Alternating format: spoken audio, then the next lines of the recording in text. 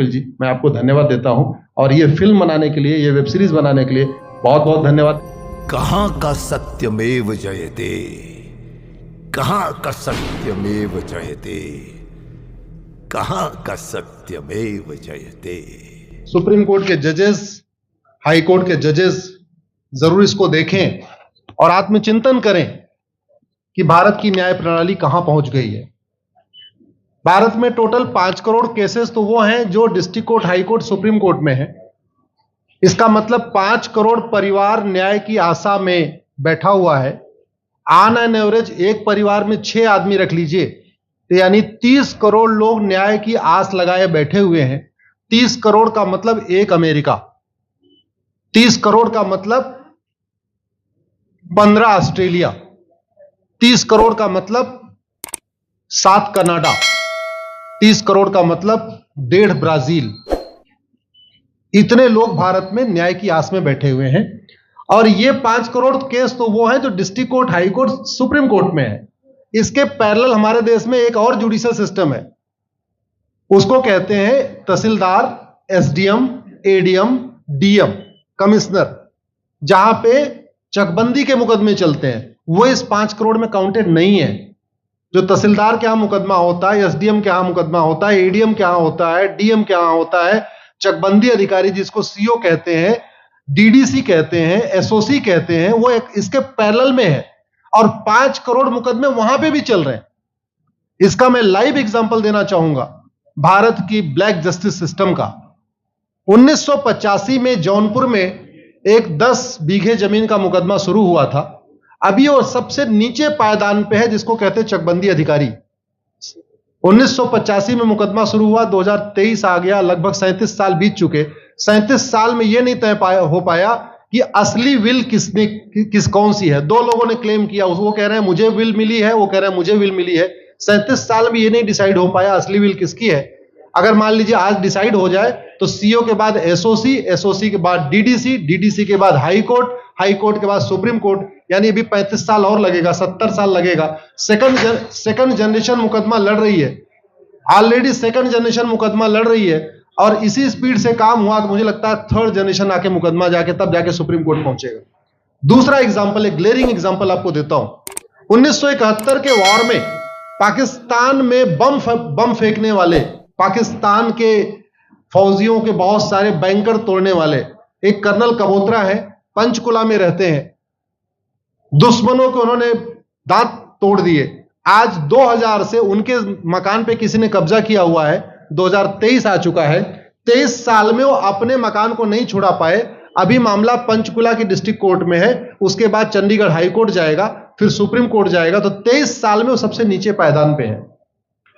वास्तविकता यह है, अंग्रेज चले गए, अंग्रेजी कानून यहीं छोड़ गए, अंग्रेजी व्यवस्था यहीं छोड़ गए। यह व्यवस्था भारत में न्याय देने के लिए नहीं बनी थी। यह जो न्यायिक जुडिशियल सिस्टम था भारत में जो बनाया गया, वो केवल और केवल भारत को लूटने बांटने के लिए बनाया गया था। क्योंकि कानून वही चल रहा है, जुडिशियल सिस्टम वही चल रहा है, इवन हमारा ड्रेस भी वही चल रहा है। अंग्रेज काले कपड़े पहनते थे, हम भी काले कपड़े पहनते हैं। अंग्रेज जून के महीने में उनको गर्मी लगती थी तो 1 महीने छुट्टी करके इंग्लैंड चले जाते थे। आज भी हमारा हाई कोर्ट, सुप्रीम कोर्ट पूरे मई जून बंद रहता है। अंग्रेजों को क्रिसमस के टाइम में दिसंबर में छुट्टी मनाना जाना होता था, 1 महीने छुट्टी कर चले जाते थे। आज भी हमारी हाई कोर्ट, सुप्रीम कोर्ट दिसंबर में, क्रिसमस के टाइम में 15 दिन 20 दिन बंद हो जाती है। तो सोच वही है, किताबें वही है, व्यवस्था वही है, कानून वही है, तो स्वाभाविक सी बात है जस्टिस होगा कहां से? जस्टिस कैसे होगा? हम 2023 में 1860 का इंडियन पिनल कोड लेके घूम रहे, 1861 का पुलिस एक्ट लेके घूम रहे, गवाहों के बयान 1872 के कानून से हो रहे। हमने सब कुछ वर्ल्ड क्लास कर लिया, लेकिन अपने जस्टिस सिस्टम को कंपेयर करने की कोशिश ही नहीं किया। जितने में एक एयरपोर्ट बनता है, एक एयरपोर्ट बनाने में 25,000 करोड़ की लागत आती है। अगर हमारी सरकारों ने एक एयरपोर्ट की कीमत जुडिशियल सिस्टम पे खर्च कर दिया होता तो हमारी न्यायिक व्यवस्था अच्छी हो गई होती।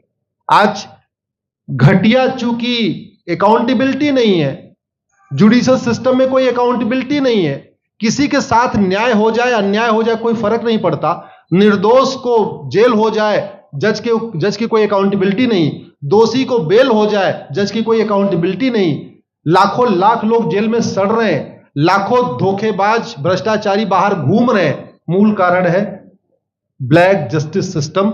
आपने बहुत अच्छा आपने इस पे वेब सीरीज बनाया है और इस देश में world class airport, world class highway, world class shopping mall, सब कुछ वर्ल्ड क्लास बना लिया।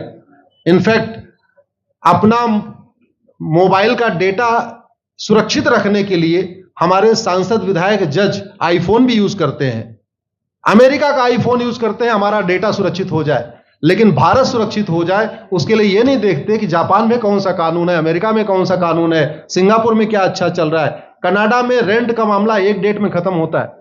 सिंगापुर में अभी कुछ दिन पहले एक व्यक्ति के पास 900 ग्राम गांजा पाया गया, उसको फांसी हुई है।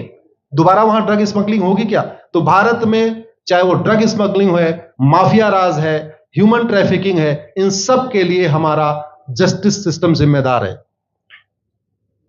कोई भी अपराध होता है उसमें दो पक्ष होता है, एक पीड़ित, एक अपराध करने वाला। जो पीड़ित होता है वो चाहता है जल्दी उसको न्याय मिल जाए, अपराध करने वाला चाहता है मुकदमा लंबा चले। भारत का न्यायिक सिस्टम अपराध करने वाले के साथ खड़ा है। बलात्कारी चाहता है उसका मुकदमा 30 साल चले और मुकदमा 30 साल चलता है। भू माफिया चाहता है कि गरीब की जमीन पे कब्जा कर ले, उसका मुकदमा 50 साल चले और आज की डेट में मुकदमा 50 साल चल रहा है। इसका मतलब वर्तमान न्यायिक सिस्टम बलात्कारी के पक्ष में है, भू माफिया के पक्ष में है, ड्रग स्मगलर के पक्ष में है, ह्यूमन ट्रैफिकर के पक्ष में है, नक्सलियों के पक्ष में है, माओवादियों के पक्ष में है, जो लोग देश विरोधी काम कर रहे हैं उनके पक्ष में है। 40 साल 50 साल के बाद किसी व्यक्ति ने मिलावट करके लोगों का स्वास्थ्य खराब कर दिया, उसको 50 साल के बाद सजा हो रही है। इस बीच उसने कम से कम पता नहीं कितने लोगों का और भी कर दिया। तो ये जो जस्टिस सिस्टम होता है दवा की तरीके काम करता है। जैसे दवा अच्छी होती है बीमारी तुरंत ठीक हो जाती है, अगर दवा घटिया होती है तो बीमारी बढ़ जाती है। दवा खाने के बाद शरीर एज इट इज नहीं रहता, या तो बीमारी ठीक होती है या तो बीमारी बढ़ती है। अगर कोई आदमी एक गांव में किसी के साथ कुछ गलत कर दे, उसको 6 महीने के अंदर सजा हो जाए, साल भर के अंदर हो जाए, दूसरा अपराध वहां नहीं होगा। लेकिन अगर उस व्यक्ति को पनिशमेंट नहीं मिला तो स्वाभाविक सी बात है उसने उसको और मोटिवेट कर दिया। कहते नहीं ऐसे बुखार है, तुरंत 2 गोली खाइए बुखार ठीक हो गया, लेकिन अगर आपने दवा नहीं खाई या गलत दवा खा लिया तो टाइफाइड होगा या निमोनिया होगा। दुर्भाग्यवश ये हमारा जस्टिस सिस्टम यही कर रहा है। आज की डेट में जितनी समस्याएं हैं, चाहे वो घूसखोरी है, जमाखोरी है, मिलावटखोरी है, कालाबाजारी है, नशा तस्करी है, मानव तस्करी है, सोना तस्करी है, ड्रग स्मगलिंग है, या नक्सलवाद है, या माओवाद है, या कट्टरवाद है, जो भी समस्याएं हैं, उसका एक बहुत बड़ा कारण यह है कि हमारा जस्टिस सिस्टम उसको टैकल नहीं कर पा रहा है, उसको पकड़ नहीं पा रहा है, और इसीलिए भारत में अराजकता है। मैं तो इतने जानता हूं, ऐसी कोई बीमारी नहीं जिसकी कोई दवाई नहीं, ऐसी कोई समस्या नहीं जिसका कोई समाधान नहीं। हम हर चीज के लिए बाहर से चीजें खरीदते हैं, तो हम ये क्यों नहीं देख रहे हैं कि आखिर चाइना का जस्टिस सिस्टम कैसा है, सिंगापुर का कैसा है, कनाडा का कैसा है, फ्रांस का कैसा है और अमेरिका का कैसा है। हम क्यों नहीं बेस्ट प्रैक्टिसेस उनकी अडॉप्ट कर लेते। दुनिया के कई देशों ने नार्को पॉलीग्राफ ब्रेन मैपिंग कानून बना दिया। मेरी बहन दीपिका नारायण बैठी हुई है, ये लगातार फॉल्स केसेस के खिलाफ, इनको मैं देखता रहता हूं, एक्टिव रहती है। एक कानून बन जाए नार्को पॉलीग्राफ ब्रेन मैपिंग और कंप्लेन पे अंडरटेकिंग ले लिया जाए कि जो कुछ मैं शिकायत कर रहा हूं इसके लिए मैं अपना नार्को पॉलीग्राफ ब्रेन मैपिंग कराने के लिए तैयार हूं, हजारों की संख्या में फेक केसेस खुद ही खत्म हो जाएंगे। आज की डेट में लोग जुडिशरी की लापरवाही के साथ साथ फर्जी केस से परेशान है, फर्जी गवाही से परेशान है, फर्जी एफआईआर से परेशान है, हजारों परिवार परेशान है। कई बार देखा गया कि जो फैमिली के केसेस होते हैं उसमें कितने सारे फेक केसेस भी आ रहे हैं। तो जो वास्तव में दोषी हैं उनको पनिशमेंट नहीं मिल पा रहा है, जो निर्दोष हैं उनके खिलाफ फर्जी केसेस हो रहे हैं। आज की डेट में गांव में एक दबंग अगर जमीन कब्जा कर लेता है, किसी की हिम्मत नहीं पड़ती उसके खिलाफ कोई गवाही दे दे। लोगों को अपनी जमीन छुड़ाने में 30-30 साल लड़ना पड़ रहा है, 35 साल लड़ना पड़ रहा है। अगर 30 साल 35 साल के बाद कक्कड़ जी उसको अपनी जमीन मिल भी गई तो उसके साथ न्याय कहां हुआ? 35 साल में उसका टाइम बर्बाद हो गया, 35 साल में उसका पैसा बर्बाद हो गया, 35 साल वो मेंटल ट्रॉमा में रहा, 35 साल उसने तारीख पे तारीख झेली है। और मैं तो डिस्ट्रिक्ट कोर्ट में कई बार जाके देखा, ऐसे परिवारों को देखता हूं जिनके पास बस से आने के लिए पैसा नहीं है, साइकिल से आते हैं। ऐसे परिवारों को देखता हूं जो चाय नहीं पी सकते अपने पैसे से, बेचारे घर से रोटी बांध के और अचार लेके आते हैं, लेकिन वहां मजबूरी में वकील को पैसा देते हैं। तो हमारी कोर्ट कचहरी वास्तव में दलाली का अड्डा बन गया है। हमारी कोर्ट कचहरी भ्रष्टाचार का अड्डा बन गया है। और मैं दुख के साथ कहना चाहूंगा, अदालतों में न्याय हो नहीं रहा है, बल्कि न्याय बिक रहा है। जिनके पास पैसा है, वो उन्होंने कितना बड़ा क्राइम किया हो, मर्डर किया हो, रेप किया हो, उनको जमानत हो रही है। और जिनके पास नहीं है, वो बेचारे जेल में सड़ रहे हैं। कई बार तो देखा गया, मैंने मेरे मर्डर किया एक्स अनंत सिंह ने, लेकिन एक्स अनंत सिंह बाहुबली थे, उन्होंने थानेदार को 20 लाख रुपए दिया, वो वाई अनंत सिंह को लेकर जेल में डाल दिया। नाम वही है। अब उसके बाद क्या हुआ, 20 साल मुकदमा चला और फिर सबूत के अभाव में छूट गया।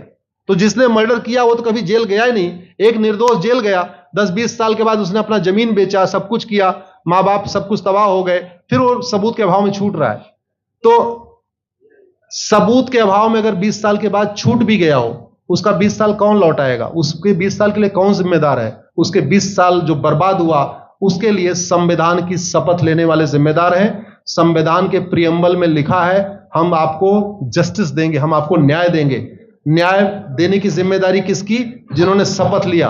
शपथ कौन लेते हैं? जजेस लेते हैं, सांसद, विधायक, मंत्री लेते हैं।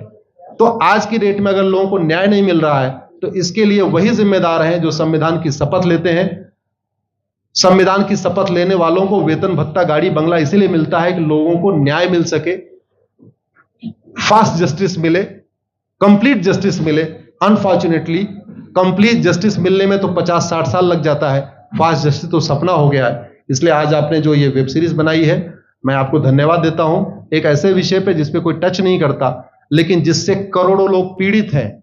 मैंने कहा ना, 5 करोड़ लोग सीधे district court, high court, supreme court के केसेस से पीड़ित हैं, और 5 करोड़ मुकदमे एसओसी, डीडीसी, तहसीलदार के यहां चल रहा है। तो अगर 5 करोड़ से 30 करोड़ लोग इधर पीड़ित हैं, तो उधर भी पीड़ित है। वास्तव में बहुत बड़ी संख्या भारत में इसी से पीड़ित है।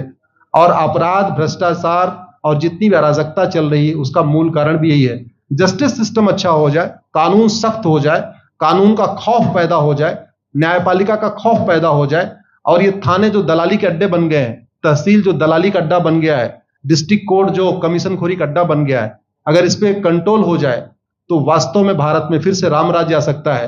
अगर जुडिशियल सिस्टम अच्छा हो जाए, जो राम राज्य की कल्पना है, धर्म की जय हो, अधर्म का नाश हो, प्राणियों में सद्भावना हो, विश्व का कल्याण हो, मुझे लगता है उसको फिर से जीवित किया जा सकता है। आपने मुझे बुलाया कपिल जी, मैं आपको धन्यवाद देता हूं। और ये फिल्म बनाने के लिए, ये वेब सीरीज बनाने के लिए बहुत बहुत धन्यवाद देता रहता हूं। दीपिका जी लड़ती रहती हैं, इनको देखता रहता हूं।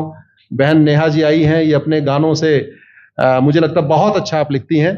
और इसी तरीके से कड़वा सच आप लिखते रहिए, कड़वा सच गाते रहिए। लोग आज की डेट में, यंग जनरेशन कड़वा सच सुनना चाहती है। मीठे झूठ ने इस देश में शुगर, डायबिटीज पैदा कर दिया। भारत केवल लोग डायबिटीज से नहीं पीड़ित हैं, बल्कि हमारी व्यवस्था को डायबिटीज हो चुका है। और उस डायबिटीज को दूर करने के लिए नेहा राठौर जैसी बहनें जो सही बात कह रही हैं, दीपिका जी सही बात कह रही हैं। आप लोग जो है बहुत अच्छा काम कर रहे हैं। और आपने, कक्कड़ साहब, आपने बनाया वेब सीरीज, आपको विशेष आभार, धन्यवाद देता हूं। यही निवेदन करता हूं, इस वेब सीरीज को ज्यादा से ज्यादा देखें। और खास तौर पे अगर आपके जानने वाले कोई जज हैं, कोई आईएएस हैं, कोई आईपीएस हैं, मंत्री, सांसद, विधायक हैं, उनको भी एक बार फोन करके, व्हाट्सएप करके एक बार कहिए कि वो भी इसको जरूर देखें। क्योंकि अल्टीमेटली न्यायिक व्यवस्था बदलने की जिम्मेदारी उन्हीं की है जिनको वेतन, भत्ता, गाड़ी, बंगला, free air ticket, free rail ticket और वीआईपी व्यवस्था मिलती है। ये व्यवस्था उन्हीं को बदलनी है। जय हिंद, धन्यवाद।